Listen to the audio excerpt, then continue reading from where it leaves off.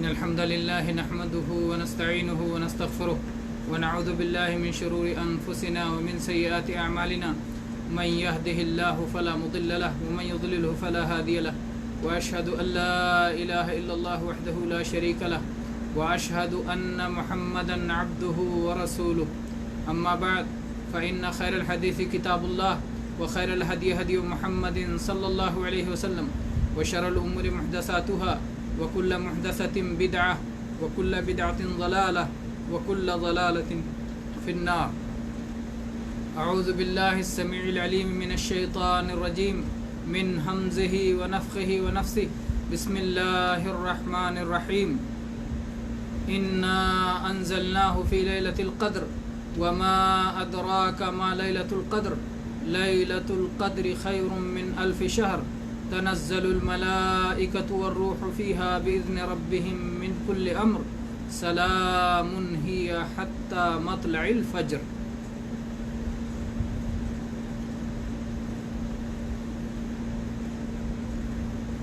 والنبي صلى الله عليه وسلم إذا دخل العشر الأواخر من رمضان أحيا ليله وأيقظ أهله وشد مئزره. ہر قسم کی تعریف حمد و ثنا اللہ رب العالمین کے لیے اور بے شمار صلاۃ و سلام نازل ہو اللہ کے تمام انبیاء اور رسولوں پر، خصوصاً آخری نبی محمد ابن عبداللہ بشیر و نذیر داعی اللہ سراج منیر پر، خاتم النبیین رحمت عالم پر بے شمار صلاۃ و سلام نازل ہو. رمضان ابھی شروع ہوا تھا کہ دیکھتے دیکھتے 2 عشرے مکمل ہونے کو ہیں. آج رمضان کی کتنی تاریخ ہے؟ آج رمضان کی یہاں سعودی عرب میں 20 تاریخ ہے، یعنی آج کی افطاری ہوگی اور 20 صوم مکمل ہو جائے گا، اور اس کے بعد میں آنے والی جو رات ہوگی وہ 21ویں رات ہوگی، رمضان کی 21ویں رات ہوگی. اس کے بعد 9 دن یا 10 دن رمضان کے باقی رہ جائیں گے، اور یہ 9 اور 10 دن جو باقی رہنے والے ہیں یہ بڑے ہی قیمتی ہیں، بڑے ہی اہم ہیں، بڑے ہی فضیلت والے ہیں. چنانچہ امام بخاری رحمہ اللہ نے صحیح بخاری میں ایک کتاب قائم کیا ہے، کتاب فضل لیلۃ القدر. لیلۃ القدر کی فضیلت کے بیان میں کتاب، جیسے کتاب الایمان، کتاب الصلاۃ، کتاب الصیام، کتاب الزکاۃ، ویسے ہی باقاعدہ فضل لیلۃ القدر کے لیے امام بخاری نے ایک کتاب کا عنوان دیا ہے. یہ کسی کتاب کے اندر باب نہیں رکھا ہے، بلکہ ایک مستقل کتاب جس کے اپنے مسائل ہیں. اس سے اس کی اہمیت معلوم ہوتی ہے. ہم چلتے ہیں ڈائریکٹ اس کتاب کی آخری حدیث کی طرف. فضل لیلۃ القدر کی آخری حدیث کی طرف کہ کیا لائے ہیں امام بخاری رحمہ اللہ.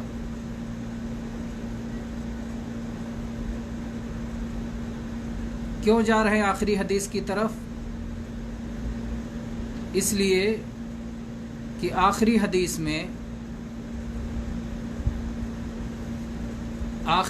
میں پورے عشرے کی فضیلت کا بیان کیا ہے. یہ ہے کتاب فضل لیلۃ القدر کی آخری حدیث. عن عائشہ رضی اللہ عنہا قالت کان النبی صلی اللہ علیہ وسلم اذا دخل العشر شد مئزرہ وأحيا ليلة وَأَيْقَظَ أَهْلَهُ، صحیح بخاری حدیث نمبر 2024، کتاب فضل لیلۃ القدر، باب العمل فی العشر الاواخر من رمضان۔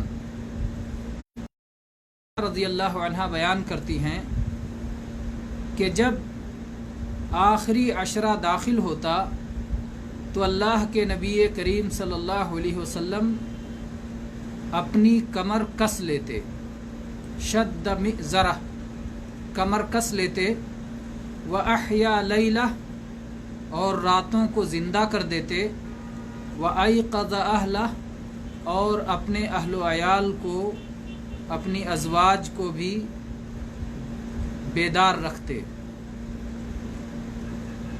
تو پہلی بات بتائی عائشہ رضی اللہ عنہا نے کہ اللہ کے نبی کریم صلی اللہ علیہ وسلم جب یہ آخری رمضان کے آخری عشرہ آ جاتا، جو کہ آج سے انشاءاللہ مغرب سے یہ آخری عشرہ آ جائے گا، داخل ہو جائے گا، کیونکہ مغرب ہوتے ہی دوسرا عشرہ تمام ہو جائے گا، دوسرا عشرہ مکمل ہو جائے گا، اور چاند دیکھنے سے دن اور رات، اسلامی اور قمری دن اور رات کی ابتدا ہوتی ہے۔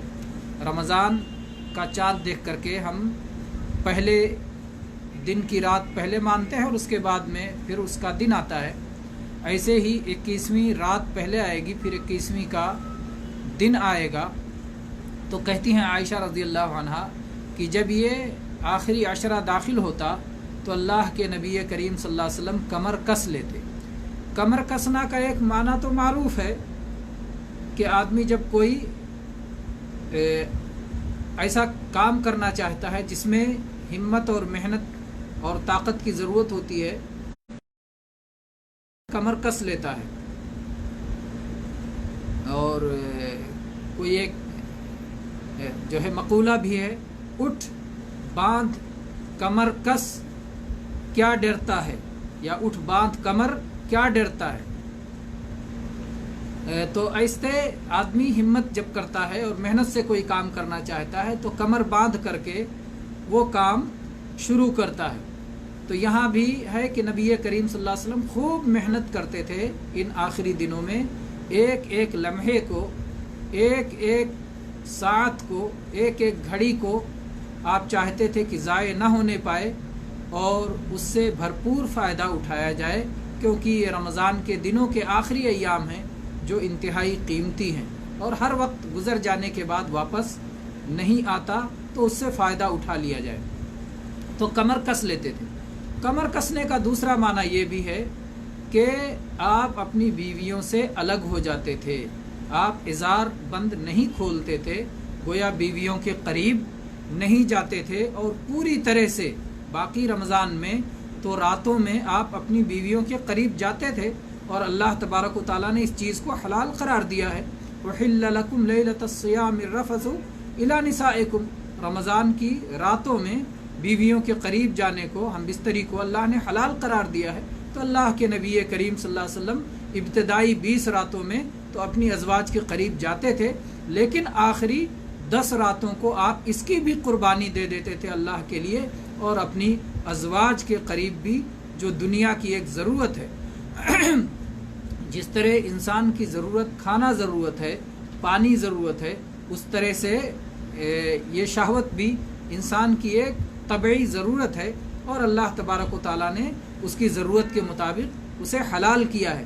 لیکن اللہ کے نبی کریم صلی اللہ علیہ وسلم ان آخری 10 راتوں میں اپنی ازواج کے قریب بھی نہیں جاتے تھے، اور پوری رات کو زندہ کرتے تھے، یعنی پوری رات کو جاگ کر کے گزارتے تھے۔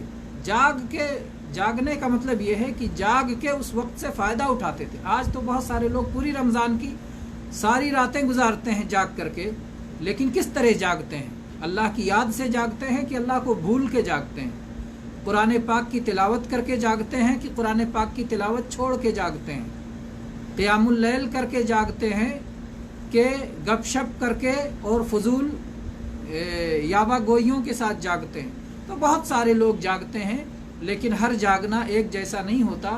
نبی کریم صلی اللہ علیہ وسلم وہ جاگنا جاگتے تھے جس سے اللہ تعالیٰ راضی ہو جائے، جس میں اللہ کا ذکر ہو، جس میں قیام اللیل ہو، جس میں تلاوت قرآن ہو، جس میں خیر کے کام ہوں، بھلائی کے کام ہوں، جس میں ایک ایک لمحہ فائدہ اٹھایا جائے اور آخرت کے لیے اور جنت میں بلند درجات حاصل کرنے کے لیے جس میں کمائی کی جائے۔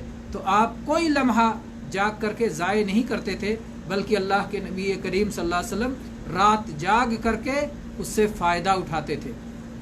تو یہ ہو گئی دوسری چیز کہ آپ رات کو بیدار رہتے تھے، شب بیداری کرتے تھے۔ اور تیسری چیز، پہلی چیز کمر کس لیتے تھے، دوسری چیز شب بیداری کرتے تھے، اور تیسری چیز اہل و عیال کو بھی جگاتے تھے۔ یعنی یہ ایسی نیکی ہے، ایسا خیر ہے کہ اس برکت میں اپنے بچوں کو بھی شامل کرنا چاہیے۔ بھلے ہی ان کو دقت ہوگی، ان کو تکلیف ہوگی، ان کو مشقت ہوگی۔ مرد کے معاملے میں بیوی بچے، عورتیں اور بچے زیادہ مشقت نہیں اٹھا سکتے، ان کو وہ طاقت نہیں دی گئی ہے، لیکن اس کے باوجود اللہ کے نبی کریم صلی اللہ علیہ وسلم ان راتوں میں ان کو بھی بیدار کرتے تھے تاکہ وہ بھی اس خیر سے محروم نہ ہوں اور اس خیر سے فائدہ اٹھائیں۔ تو یہ آخری 10 راتوں میں وہ کیا چیز ہے جس کے لیے آپ 10 راتوں کو جاگا کرتے تھے؟ اصل میں ان 10 راتوں میں ایک رات ہے ایک کوئی ایسی رات ہے جس رات کا نام لیلۃ القدر ہے، جس کے بارے میں اللہ تعالیٰ نے قرآن پاک میں پوری ایک سورت نازل فرمائی ہے۔ جس طرح سے امام بخاری نے پوری ایک کتاب فضل لیلۃ القدر کے لیے رکھا ہے، اس کی اہمیت کے پیش نظر، اسی طرح سے اللہ تبارک و تعالیٰ نے اس رات کو اس قدر اہمیت دی ہے کہ اللہ تبارک و تعالیٰ نے ایک پوری سورت اس رات کی فضیلت میں نازل فرمائی ہے۔ چنانچہ ہم پھر واپس چلتے ہیں فضل لیلۃ القدر جو ہے امام بخاری کی پہلی حدیث کی طرف۔ امام بخاری پہلی حدیث جو فضل لیلۃ القدر کی ہے وہ اس طرح ہے۔ امام بخاری کہتے ہیں باب فضل لیلۃ القدر، اس بات کا بیان لیلۃ القدر کی فضیلت، لیلۃ القدر کی فضیلت کیا ہے، اس کی اہمیت کیا ہے، اس کا اجر و ثواب کیا ہے، اس کے بیان میں۔ وقول اللہ تعالی انا انزلناہ فی لیلۃ القدر وما ادراک ما لیلۃ القدر لیلۃ القدر خیر من الف شہر تنزل الملائکۃ والروح فیہا باذن ربہم من کل امر سلام ہی حتی مطلع الفجر۔ تو یہاں پر اللہ تعالیٰ نے فرمایا انا انزلناہ فی لیلۃ القدر، بے شک ہم نے نازل کیا ہے اس کو قدر والی رات میں، بے شک ہم نے نازل کیا ہے۔ اللہ تبارک و تعالیٰ اپنے لیے کبھی واحد کا صیغہ استعمال کرتا ہے اور کبھی جمع کا صیغہ استعمال کرتا ہے تعظیم کے لیے۔ اللہ تبارک و تعالیٰ جیسے واحد کا صیغہ اننی انا اللہ لا الہ الا انا، اللہ تبارک و تعالیٰ فرماتا ہے بے شک میں ہی اللہ ہوں، میرے سوا کوئی عبادت کے لائق نہیں ہے۔ تو یہاں اپنی توحید کو ظاہر کرنے کے لیے، اپنی یکتائی کو ظاہر کرنے کے لیے اللہ نے واحد کا صیغہ استعمال کیا، میں کہا اننی انا اللہ، میں ہی اللہ ہوں، لا الہ الا انا، کوئی نہیں لائق عبادت سوائے میرے۔ تو یہاں اللہ تعالیٰ نے واحد کا صیغہ استعمال کیا اپنی توحید کو ظاہر کرنے کے لیے، اور یہاں اللہ تبارک و تعالیٰ نے اپنی عظمت کو ظاہر کرنے کے لیے، اپنی بڑائی، اپنے شان اور اپنے جلال کو ظاہر کرنے کے لیے اللہ نے فرمایا انا انزلناہ فی لیلۃ القدر، ہم نے نازل کیا ہے، ہم نے نازل کیا ہے اس کو، کس کو؟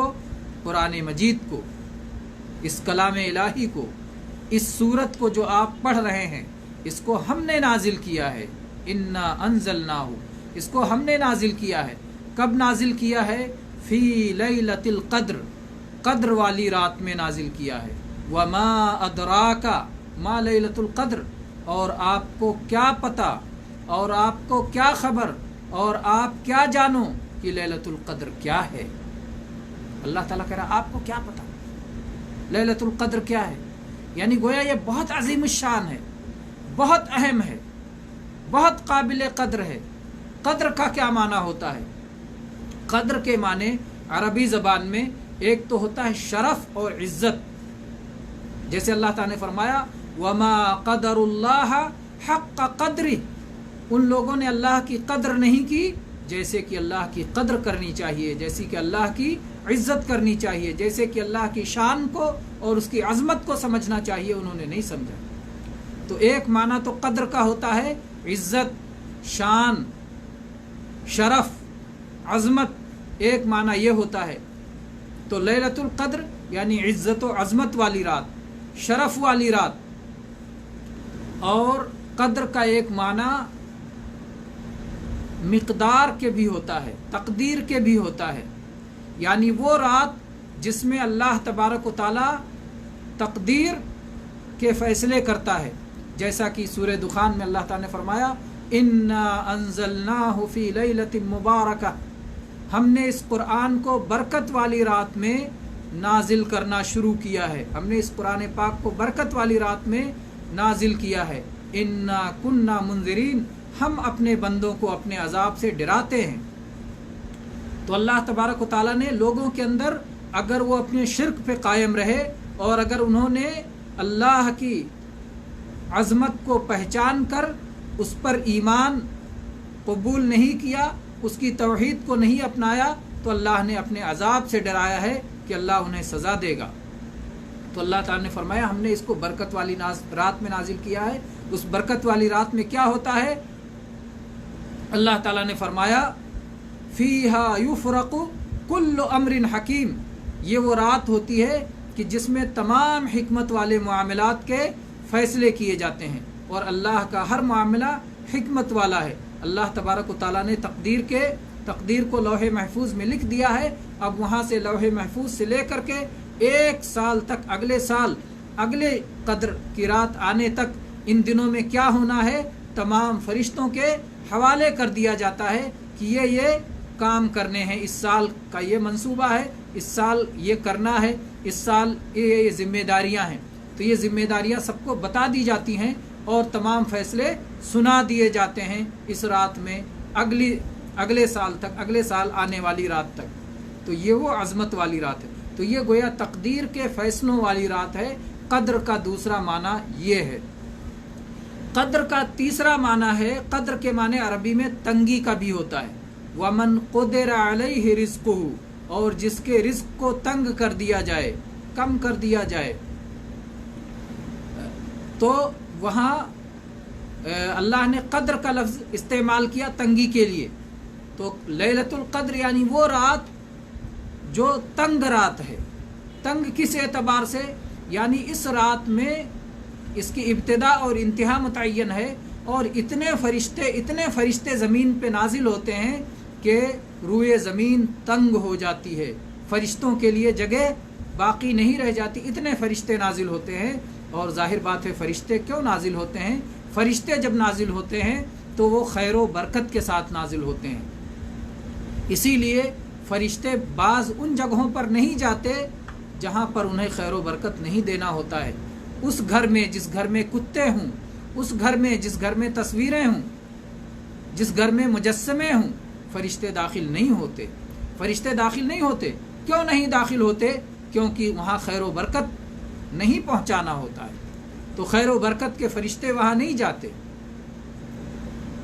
تو برکت کے فرشتے اس رات میں فرشتے اتنے زیادہ نازل ہوتے ہیں، جیسا کہ اسی صورت میں اللہ تعالیٰ نے فرمایا تنزل الملائکۃ والروح فیہا بإذن ربہم، کہ اس رات میں فرشتے اور جبریل امین نازل ہوتے ہیں اپنے رب کی اجازت سے، اپنے رب کے حکم سے نازل ہوتے ہیں، اتنی بڑی تعداد میں نازل ہوتے ہیں کہ یہ زمین تنگ ہو جاتی ہے۔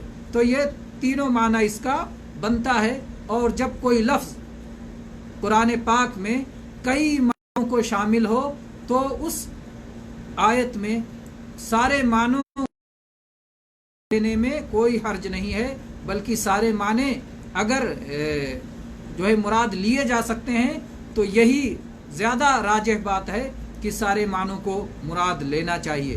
تو جب اللہ تعالیٰ نے فرمایا انا انزلناہ فی لیلۃ القدر، ہم نے اس قرآن پاک کو نازل کیا ہے قدر والی رات میں، تو یہ معنی بھی ہوگا کہ شرف اور عزت والی رات میں، یہ معنی ہوگا کہ تقدیر کے فیصلے کیے جانے والی رات میں، اور یہ معنی بھی ہوگا کہ وہ رات جو کہ فرشتوں کے نازل ہونے کی وجہ سے جس میں زمین تنگ ہو جاتی ہے، تو سارے معنی اس میں آ جائیں گے۔ اللہ تعالیٰ نے کہا کہ ہم نے قدر والی رات میں نازل کیا ہے، تو اس کا قرآن پاک ایک رات میں نہیں نازل ہوا، بلکہ قرآن پاک 23 سال کی مدت میں نازل ہوا۔ تو پھر اس کا صحیح مفہوم کیا ہے؟ اس کا صحیح مفہوم یہ ہے کہ ہم نے قرآن پاک کو نازل کرنا شروع کیا قدر والی رات میں۔ جس رات کو یہ روشنی آئی، جس رات کو یہ وحی آئی، جس رات کو انسانوں کی ہدایت کا سامان آنا شروع ہوا، وہ رات بڑی قدر و قیمت والی رات ہے۔ نبی کریم صلی اللہ علیہ وسلم کو تنہائی پسند تھی، تنہائی پسند کر دی گئی۔ جب آپ 40 سال کے ہوئے تو آپ کو وہ مکہ کا ماحول، گناہوں بھرا ماحول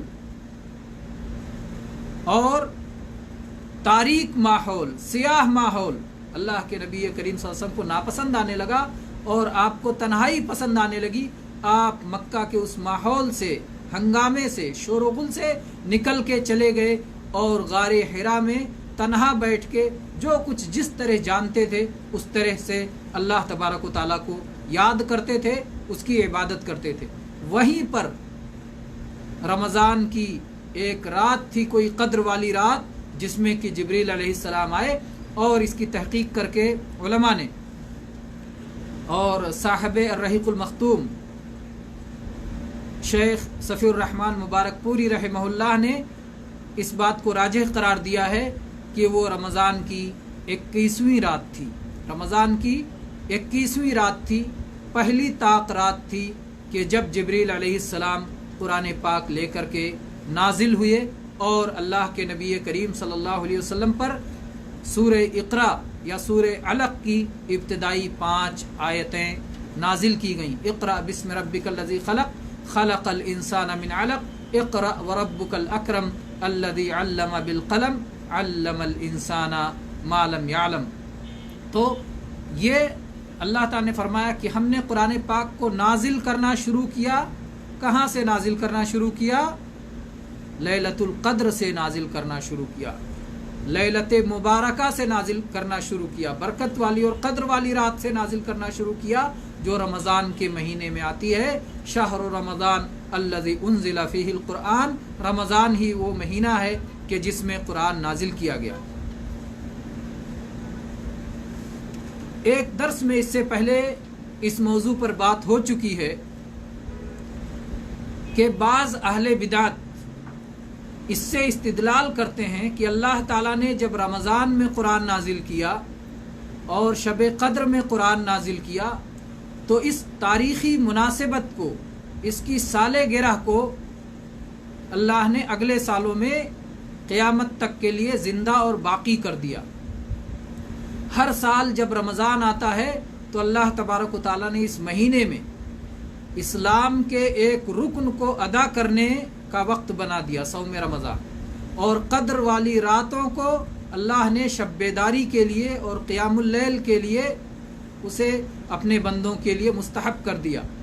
تو اس سے اہل بدعت یہ استدلال کرتے ہیں کہ کوئی بھی مناسبت ہو، کوئی بھی اہم چیز ہو تو اس وقت ہمیں اس کو ہر سال یاد کرنا چاہیے، ہر سال اس کا جشن منانا چاہیے، ہر سال اس کا اس موقع پر تذکرہ کرنا چاہیے۔ یہ اہل بدعت استدلال کرتے ہیں، اور اس کا رد بھی بتایا گیا تھا کہ یہ استدلال باطل ہے، اس لیے کہ اگر وہ ہر سال فتح مکہ کا جشن منائیں، ہر سال غزوہ بدر کا جشن منائیں، ہر سال شب معراج کا جشن منائیں، ہر سال ولادت رسول کا جشن منائیں، ہر سال نبوت و رسالت کے دنوں کا جشن منائیں، ہر سال وہ اس طرح سے مختلف مواقع پیدا کر کے اور اس کا جشن منائے تو اس کی اجازت نہیں دی جائے گی، کیونکہ جیسا کہ اللہ تبارک و تعالیٰ نے چاہا کہ نزول قرآن کی سالگرہ کو یاد رکھا جائے، نزول قرآن کے مہینے کو یاد رکھا جائے، نزول قرآن کی شب کو یاد رکھا جائے، تو اللہ تبارک و تعالیٰ نے اس میں کوئی عبادت بتا دی، کوئی ذکر بتا دیا، اس کو اپنے ایمان والوں کے لیے اللہ نے طے کر دیا، کیونکہ یہ اسلام مکمل ہے۔ اللہ کے نبی کریم صلی اللہ علیہ وسلم پر اللہ تعالیٰ نے مکمل کر دیا، اور مکمل ہونے کا اعلان بھی کر دیا، الیوم اکملت لکم دینکم واتممت علیکم نعمتی ورضیت لکم الاسلام دینا، اور مکمل کر دینے کے ساتھ ساتھ اس میں اضافہ کرنے سے روک بھی دیا کہ دین اب مکمل ہو چکا ہے، اب ثواب کے کام کے لیے کوئی نئی چیز اپنی طرف سے ایجاد نہیں کرنا، جیسا کہ جناب محمد رسول اللہ صلی اللہ علیہ وسلم نے کہا من احدث فی امرنا ھذا ما لیس منہ فہو رد، جو ہمارے اس دین میں کوئی چیز اپنی طرف سے ایجاد کرے تو اسے رد کر دیا جائے گا۔ اور ایسے ہی آپ نے فرمایا من عمل عملا لیس علیہ امرنا فہو رد، جو شخص کوئی ایسا کام کرے جو ہمارے دین کے شریعت کے مطابق نہیں ہے تو اسے رد کر دیا جائے گا۔ یہ دونوں حدیثیں صحیح مسلم میں موجود ہیں۔ تو بہرحال کہنا یہ ہے کہ اگر اللہ تبارک و تعالیٰ چاہتا کہ فتح مکہ کو ہر سال یاد کیا جائے، غزوہ بدر کی تاریخ کو ہر سال یاد کیا جائے، شب معراج کی تاریخ کو ہر سال یاد رکھا جائے، ولادت نبوی کی تاریخ کو ہر سال یاد رکھا جائے، یا اس طرح سے اور بھی جو دوسری جو ہے دینی مناسبات ہیں انہیں یاد رکھا جائے، تو اللہ تبارک و تعالیٰ اپنے نبی کریم صلی اللہ علیہ وسلم کے ذریعے ان میں بھی کوئی عبادت بنا دیتا، کوئی ذکر بنا دیتا، کوئی طریقہ بتا دیتا، کوئی عید بتا دیتا، اللہ تعالیٰ بتا دیتا۔ اور جب اللہ تعالیٰ نے نہیں چاہا، اللہ کے رسول نے نہیں بتایا، صحابہ کرام نے نہیں کیا، سلف صالحین نے نہیں کیا، ہمارے لیے اس بات کی قطعاً گنجائش نہیں ہے کہ اب ہم اپنی طرف سے دین میں کوئی اضافہ کریں اور یہ کہیں کہ ہمیں ایسی نیکی کا علم ہو گیا ہے جس نیکی کا علم صحابہ کرام کو بھی نہیں تھا، ہم کو ایسی نیکی کا پتہ چل گیا ہے جس کا نبی کریم صلی اللہ علیہ وسلم کو بھی نعوذ باللہ پتہ نہیں تھا،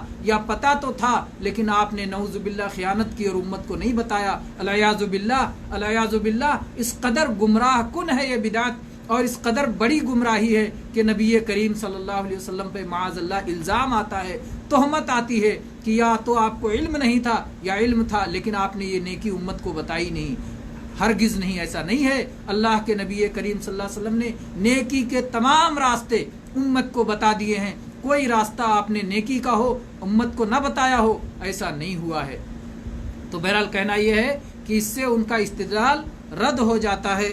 انا انزلناہ فی لیلۃ القدر، اللہ تعالیٰ نے فرمایا کہ ہم نے اس قرآن پاک کو قدر والی رات میں نازل کیا ہے۔ وما ادراک ما لیلۃ القدر، اور آپ کو کیا معلوم کہ وہ قدر والی رات کیا ہے؟ لیلۃ القدر خیر من الف شہر، یہ قدر والی رات 1000 مہینوں سے بہتر ہے۔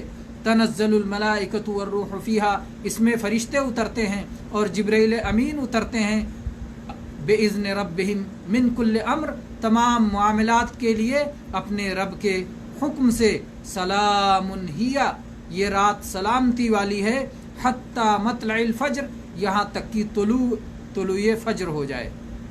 پوری رات قدر والی رات ہے اور پوری رات سلامتی والی رات ہے، یہاں تک کہ طلوع فجر ہو جائے۔ جب طلوع فجر ہوتا ہے تو یہ رات ختم ہوتی ہے۔ بعض لوگ کہتے ہیں کہ پوری رات میں صرف کوئی ایک خاص گھڑی آتی ہے اور تیزی سے گزر جاتی ہے، وہی لیلۃ القدر کا وہ حصہ ہی سب سے اہم ہے، جسے وہ حصہ مل گیا وہ لیلۃ القدر پا گیا۔ یہ بات جو کہتے ہیں غلط ہے۔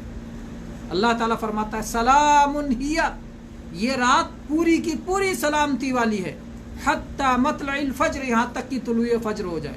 رات شروع کہاں سے ہوتی ہے؟ غروب آفتاب سے۔ ختم کہاں پر ہوتی ہے؟ طلوع فجر سے۔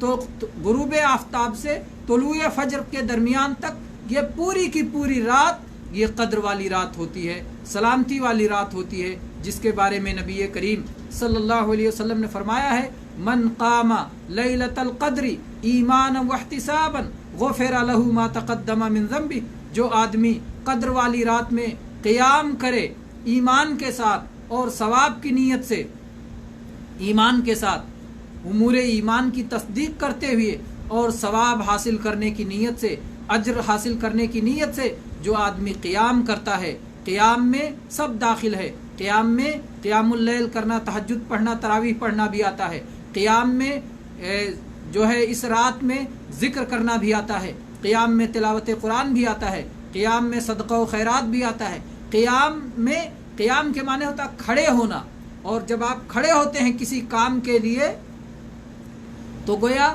اس کام کو انجام دینا چاہتے ہیں، جیسے کہ اللہ تبارک و تعالیٰ نے نبی کریم صلی اللہ علیہ وسلم کو فرمایا یا ایھا المدثر قم فانذر، اے کملی اوڑھنے والے کھڑے ہو جائیے اور اللہ کے عذاب سے ڈرائیے، اور پھر اللہ کے نبی جو اللہ کے دین کے لیے کھڑے ہوئے تو پھر کھڑے ہی رہے یہاں تک کہ دنیا سے چلے گئے۔ تو یہ کھڑے ہونے کا مقصد جو ہے وہ معنوی کھڑا ہونا ہے، نہ کہ جسمانی طور پر اور حصی طور پر کھڑا ہونا ہے۔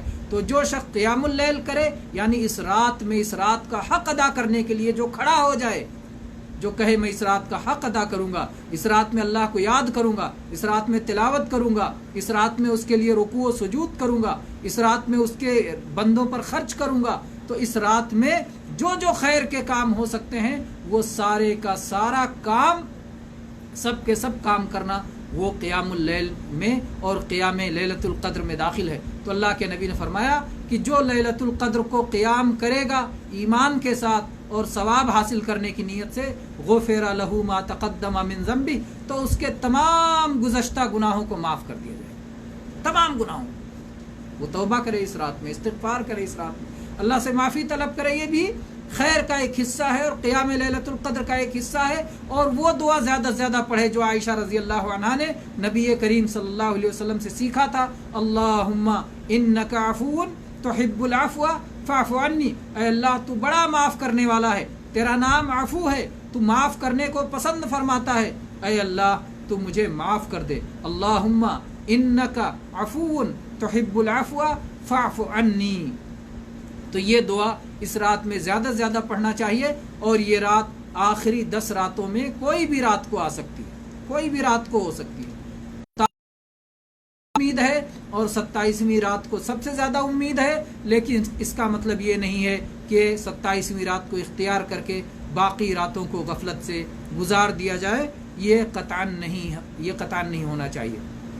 تو بہرحال اس میں اللہ تعالیٰ نے فرمایا کہ تمہیں کیا معلوم کہ وہ قدر والی رات کیا ہے؟ وہ قدر والی رات 1000 مہینوں سے بہتر ہے۔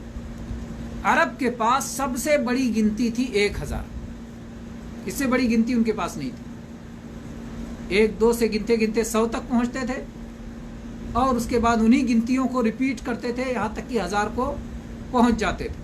اب اس سے بڑی گنتی کرنا ہو تب وہ 100 اور 1000 کو اور 1000 کو جوڑ دیتے تھے، اس سے بڑی گنتی تھی نہیں ان کے پاس۔ تو جب کوئی چیز کو بہت بڑا بتانا ہوتا تھا تو کہتے تھے 1000۔ قرآن پاک کا بھی یہ اسلوب ہے۔ اللہ تبارک و تعالیٰ نے جب یہودیوں کے بارے میں کہا کہ ان کو زندگی بہت پسند ہے، تو اللہ تعالیٰ نے فرمایا یود احدہم لو یعمر 1000 سنہ، ان میں سے ایک ایک یہ چاہتا ہے کہ 1000 سال زندہ رہے۔ تو 1000 سال زندہ رہنا چاہتا ہے کہ ہمیشہ ہمیشہ زندہ رہنا چاہتا ہے، ہمیشہ ہمیشہ زندہ رہنا چاہتا ہے۔ تو اسی طرح سے یہاں مراد یہ ہے 1000 راتوں سے بہتر، 1000 مہینوں سے بہتر ہے، کہ مطلب بے شمار مہینوں سے بہتر ہے جس کی گنتی نہیں کر سکتے۔ بہت سارے لوگ 1000 کا جوڑتے ہیں، گنتی نکالتے ہیں اور کہتے ہیں کہ 82 سال اور اتنے مہینے بنتے ہیں، اور اس کے بعد کہتے ہیں یہ رات اتنے مہینوں سے بہتر ہے، وہ جوڑتے ہیں۔ لیکن زیادہ صحیح بات یہ ہے کہ وہ جوڑنے کی ضرورت نہیں ہے، یہ اس سے کہیں زیادہ مراد ہے، اس لیے کہ 1000 کا لفظ عربی میں اور عرب کے یہاں یہ سب سے بڑی گنتی تھی، اور اس کو بے شمار کے لیے اور ہمیشہ ہمیش کے لیے بھی استعمال کرتے تھے۔ تو یہ بہت زیادہ مہینوں سے، جتنی بڑی سے بڑی گنتی کا تصور ان کے یہاں ہو سکتا تھا اس سے زیادہ بہتر ہے، 1000 مہینوں سے بہتر ہے، یعنی بہت زیادہ مہینوں سے، بے شمار مہینوں سے بہتر ہے۔ اور اگر اتنا ہی مان لیا جائے تو بھی کہاں کم ہے، کم ہی لوگ ہوتے ہیں جو اتنی زندگی جی پاتے ہیں۔ ان 1000 مہینوں سے جس کے اندر کی شب قدر نہ آتی ہو. اگر ہر ایک میں شب قدر بھی ہر میں آئے تب تو وہ بڑھتا چلا جائے گا، گنتی کر ہی نہیں سکتے. تو بہرحال اللہ تعالیٰ نے فرمایا کہ یہ 1000 مہینوں سے بہتر ہے، یعنی بہت بہت بہت بڑی فضیلت والی یہ رات ہے. اللہ تبارک و تعالی ہمیں اس رات کی اہمیت اور فضیلت کو سمجھنے کی توفیق عطا فرمائے، اور اس رات کے لمحے لمحے سے، ہر ساعت سے، ہر سیکنڈ اور ہر منٹ سے اللہ تعالیٰ استفادہ کی توفیق عطا فرمائے. اللہ تعالیٰ اسے ہم سے قبول فرمائے، اور ان راتوں میں ہر طرح کی نیکی، جن نیکیوں میں سے بے شمار نیکیاں ہیں، وہ نیکیاں توحید سے شروع کریں. جیسے کہ نبی کریم صلی اللہ علیہ وسلم بتایا کہ ایمان کی 70 سے زیادہ شاخیں ہیں، 70 سے زیادہ شاخیں ہیں. تو وہ 70 سے زیادہ شاخیں، ایک ایک نیکی کو یاد کریں، حقوق کو یاد کریں، فرائض کو یاد کریں. اللہ کا حق، والدین کا حق، رشتہ داروں کا حق، علم کا حق، اور علم سیکھنا، اس کے مطابق عمل کرنا، اور اس کی طرف دعوت دینا، برائیوں سے روکنا، بھلائیوں کا حکم دینا، اور وہ عبادات جو لازم ہیں، انسان جن سے خود فائدہ اٹھاتا ہے، وہ عبادات جو متعدی ہیں، جن سے دوسروں کو فائدہ پہنچتا ہے. تو ہر طرح کی عبادات، جسمانی عبادات، قلبی عبادات، زبانی عبادات، اور اسی طرح سے مالی عبادات، ہر طرح کی عبادات کو سوچ کر کے ہر ایک میں حصہ بٹائیں. اور ان آخری 10 راتوں میں خیر کے کچھ علانیہ بھی کام کریں، کچھ چھپ کر کے بھی کام کریں، کچھ تنہائی میں بھی عبادت کے اور نیکیوں کے کام کریں، اور کچھ لوگوں کے سامنے بھی کام کریں. اس طرح سے مختلف نیکیوں کو مختلف حالات اور مختلف حیات کے ذریعے اور مختلف صورتوں کے ذریعے اسے جمع کر لیں. اللہ تبارک و تعالی ہم سب کو اس کی توفیق دے، اور اللہ تعالی ہر شر سے، ہر بلا سے، ہر آفت سے ہم سب کی حفاظت فرمائے. اور خصوصاً وہ بیماری جو اس وقت پوری کائنات میں پھیلی ہوئی ہے، اس بیماری کی وجہ سے لوگوں کو توفیق دے کہ اپنے رب اور مالک اور زمین و آسمان کے مالک اور رب کو یاد کریں اور اس سے روئیں اور گڑگڑائیں. اللہ تبارک و تعالیٰ انہیں رجوع کی اور گریہ وزاری کی توفیق عطا فرمائے. اللہ تعالیٰ انہیں توفیق دے کہ وہ اسلام کی طرف آئیں، وہ اللہ کی توحید اور محمد رسول اللہ صلی اللہ علیہ وسلم کی رسالت کو قبولیت کی طرف آئیں، اور مسلمانوں کو توفیق دے کہ اللہ تعالیٰ کے مسلمان توحید و رسالت کو لوگوں تک اس پیغام کو اور اس دعوت کو پہنچا سکیں، اور جو اندھیرے میں ہیں ان کو اجالے کی طرف لائیں. اللہ اس کی توفیق عطا فرمائے. اقول قولی ھذا واستغفر اللہ لی ولکم من کل ذنب فاستغفروہ انہ ھو الغفور الرحیم. آج ہم اپنے ان خوش نصیب بھائیوں کو دیکھتے ہیں جو کہ سابقین اولین میں سے رہے، درس میں پہلی فرصت میں کمنٹ کرنے والوں میں سے رہے. پہلے نمبر پر نذیر کوثر صاحب، دوسرے نمبر پر عبد الغفور قیصر صاحب، اور تیسرے نمبر پر ابو زین العابدین صاحب. اللہ تبارک و تعالی ہر خیر میں آپ سب کو سبقت لینے والا بنائے، اور ہر شر سے آپ سب کو دور رکھے، اور ہر بلا سے آپ سب کی حفاظت فرمائے. آمین. اور اس کے علاوہ جو بھی مشارکین ہیں، جو بھی مشاہدین ہیں، اللہ تبارک و تعالی سب کو ان تمام خیر سے نوازے جو کہ اللہ نے اہل ایمان کے لیے اور اپنے نیک اور صالحین بندوں کے لیے اور اپنے اولیاء کے لیے اللہ نے جو خیر رکھا ہے، وہ سارے خیر سے سارے مشاہدین کو نوازے، اور ہر طرح کے شر و بلا سے آپ سب کی حفاظت فرمائے. بھلے ہی کوئی اخلاص کے ساتھ نہ آیا ہو، اللہ اس کے دل میں اخلاص پیدا فرما دے، اور اللہ تبارک و تعالی جو ہے ہمارے دلوں کی بیماریوں کو اللہ تبارک و تعالی مٹا دے، دلوں کو بیماریوں سے صاف ستھرا بنا دے، اور توحید کی نیکی کی برکت سے اللہ تبارک و تعالی باقی نیکیوں کی توفیق بھی دے اور انہیں قبول بھی فرمائے، اور ہر طرح کے شر کو اللہ تعالی مٹا دے. آمین. جتنے بھائیوں نے سلام لکھا ہے سب کے لیے وعلیکم السلام ورحمۃ اللہ وبرکاتہ. کلیم غوری صاحب، ماشاءاللہ، اللہ جزائے خیر دے. میں دیکھ رہا ہوں کہ کلیم غوری صاحب شروع درس سے آخر درس تک بڑے انہماک سے جو فیس بک بھیجتا رہتا ہے کہ کون لوگ ہیں جو دیکھ رہے ہیں. اس میں سے کلیم غوری صاحب ہیں کہ ماشاءاللہ پورے وقت میں وہ ان کا جو ہے سمبل یہاں ظاہر ہوتا رہا. اللہ قبول فرمائے. آج 10 منٹ لیٹ ہو گئے اور اس تاخیر میں جو بھائی انتظار کرتے رہے یقیناً وہ اجر و ثواب سے محروم نہیں رہیں گے. نیکی کے انتظار میں جس نیکی کے انتظار میں آپ بیٹھے ہوئے ہیں گویا اس نیکی میں آپ چل رہے ہیں, اس کا اجر و ثواب آپ کو ملتا ہے. اور انسانی ضروریات ایسی ہوتی ہیں کہ کب کون سی ضرورت آ کے انسان کو کس عمل اور کس حرکت سے روک دے کہا نہیں جا سکتا ہے. کوشش یہ ہوتی ہے کہ وقت پر ہی درس کو شروع کیا جائے, لیکن ایک آدھ دن ایسا ہو جاتا ہے. اللہ تبارک و تعالی رحم فرمائے, معاف فرمائے, اور اللہ تبارک و تعالی جو ہے ہمیں نشاط, چستی, پھرتی اور خیر میں جو ہے پورے اخلاص اور پورے نشاط کے ساتھ ہر خیر میں آگے بڑھ کے رہنے والا بنائے. پرنس تنویر صاحب ہیں, عامر چودھری صاحب ہیں,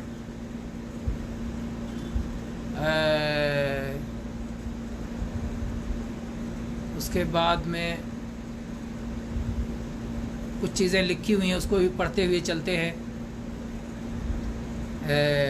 سارے ساتھیوں کو محبت بھرا اور پیار بھرا سلام اور دعائیں قیصر صاحب کی طرف سے. ہاں, پاکستان میں آج 19 اور ایسے ہی بھارت میں بھی 19 رمضان ہوگا. 19ویں ان کے یہاں 20ویں رات ہوگی, سعودی عرب میں 21ویں رات ہوگی.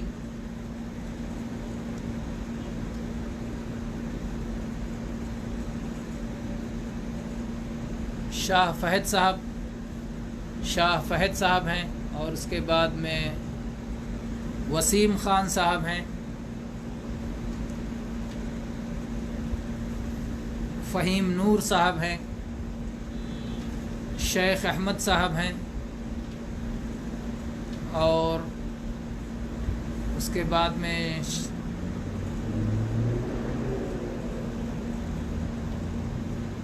یہ کچھ لکھا ہے نذیر کوثر صاحب نے. اللہ ہم سب کو خیر کی ان راتوں کی پابندی کے ساتھ عبادت میں گزارنے کی توفیق عطا فرمائے, آمین.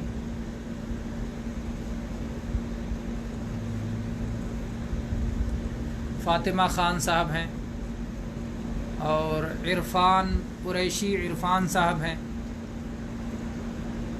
محمد عارف صاحب ہیں. فجر کا وقت کب تک رہتا ہے؟ عارف صاحب نے سوال کیا ہے, فجر کا وقت کب تک رہتا ہے؟ طلوع فجر صادق سے طلوع آفتاب تک, طلوع فجر صادق سے طلوع آفتاب تک. اور اگر آپ کیلنڈر دیکھتے ہیں تو کیلنڈر میں طلوع فجر, جو فجر کی اذان کا وقت ہوتا ہے وہ طلوع فجر صادق کا وقت ہوتا ہے, اور جو شروق یا اشراق لکھا ہوتا ہے وہ سورج نکلنے کا وقت ہوتا ہے. تو اس کے درمیان میں فجر کا وقت ہوتا ہے جو تقریباً 1 گھنٹے سے 1.25 گھنٹے کے درمیان ہوتا ہے. پرنس تنویر صاحب لکھ رہے ہیں, شیخ اشراق کی نماز تک بھائی سورج نکلنے تک. ہاں, وہ وقت بتا رہے ہیں فجر کا وقت. کیا ہم صلاۃ العشاء کو رات کو 12 بجے کے بعد پڑھ سکتے ہیں؟ صلاۃ العشاء کا وقت نصف اللیل تک ہے, اور کبھی کبھی 12 بجنے سے پہلے ہی نصف اللیل ہو جاتا ہے. اس لیے آپ 12 بجے کو نصف اللیل نہ سمجھیں, اتنے دیر تک عشاء کو مؤخر نہ کریں. آدھی رات سے پہلے ہی عشاء کو پڑھ لینا چاہیے, ورنہ قضا ہو جائے گا. تو بہرحال یہ کہنا کہ 12 بجے تک مؤخر کر سکتے ہیں, ایسا صحیح نہیں ہے. کبھی کبھی نصف اللیل جب رات چھوٹی ہوتی ہے تو نصف اللیل 12 سے پہلے ہی ہو جاتا ہے.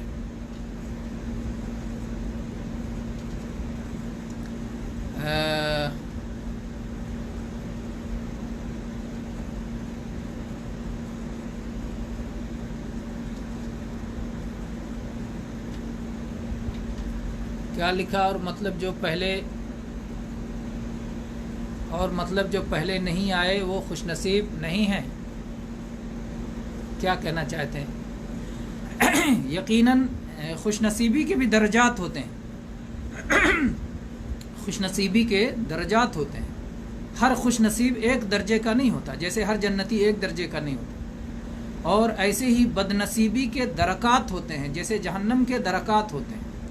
تو اس لیے ہر خوش نصیب شخص، اگر کوئی کہے کہ ہر خوش نصیب برابر ہے تو نہ سمجھیے، ہر امیر ایک درجے کا نہیں ہوتا، ہر غریب ایک درجے کا نہیں ہوتا، ہر طاقتور ایک درجے کا نہیں ہوتا۔ اللہ تعالیٰ نے اتنے درجات رکھے ہیں اس دنیا میں، تو اس لیے اگر کسی کو کہا جائے کہ خوش نصیب ہو تو یہ نہ سمجھے کہ اعلیٰ درجے کا خوش نصیب ہے، اور یہ بھی نہ سمجھے کہ بہت کمتر درجے کا، وہ اسی طرح طے کرے۔ بد نصیب کوئی بد نصیبی کے ضمن میں آئے تو اس میں بھی ہے درجات، تو اس طرح سے معاملے کو سمجھنا چاہیے۔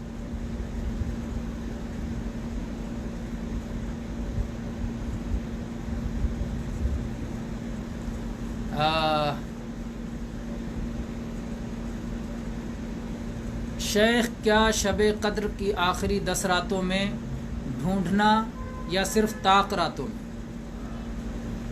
پوری 10 راتوں میں تلاش کرنا، اس لیے کہ دونوں طرح کی احادیث ہیں، دونوں طرح کی احادیث ہیں۔ ایک میں ہے جب 9 رات باقی رہ جائے، جب 7 رات باقی رہ جائے، جب